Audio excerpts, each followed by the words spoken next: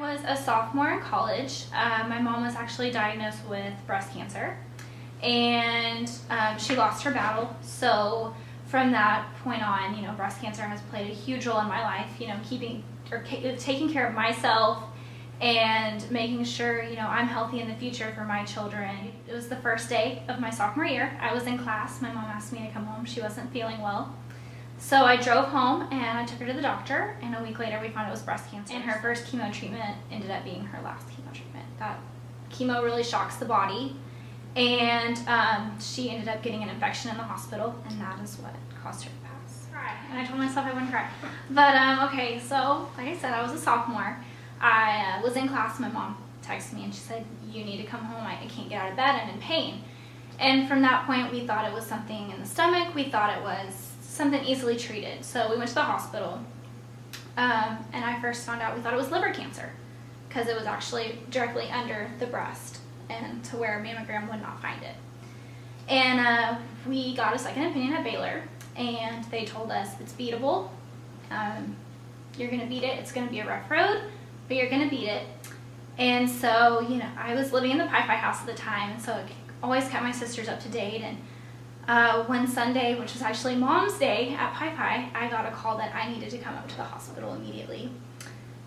I got there, and I was told my mom was terminally ill. They didn't know how long she had. It could be a day, 3 weeks, 3 months, 3 years, but it would eventually take over her whole body. So I called my friends and my boyfriend, and I had, sitting in the ICU of Baylor Hospital, I had about 20 people. And I got to talk to my mom for a little bit. And because of the infection taking over her lungs and stuff, I was told that she needed to be on a respirator. So I had to make that decision as a 19-year-old to put my mom on a ventilator. And I remember I said, "Mom, I'll be right back." And I walked outside, and right before I got to that exit door, a higher power, something came over me, woman's intuition, I don't know what it was. And I ran back to that room, and I grabbed her wrist right as they were about to put the tube in. And I said, "Mom, I want you to know I love you, and you're the best mom ever, and don't ever forget that." What I didn't know is 24 hours later, right as I was about to walk into the hospital, I would get a call that she passed. And it was really hard. I didn't get to say goodbye. But I do know that my last words were meaningful, and I could see it in her eyes that just those last words were a lot to her. So, I was really blessed. My mom didn't leave me here on the physical earth alone. I came back to the Pi house that night, and chapter had just got out, and so I was immediately embraced with 80 girls hugging me. They wouldn't leave me alone. They went up to my room with me, helped me pack. At the funeral, they were standing there right in front of me. I had one of my sisters by my side as I gave the eulogy, and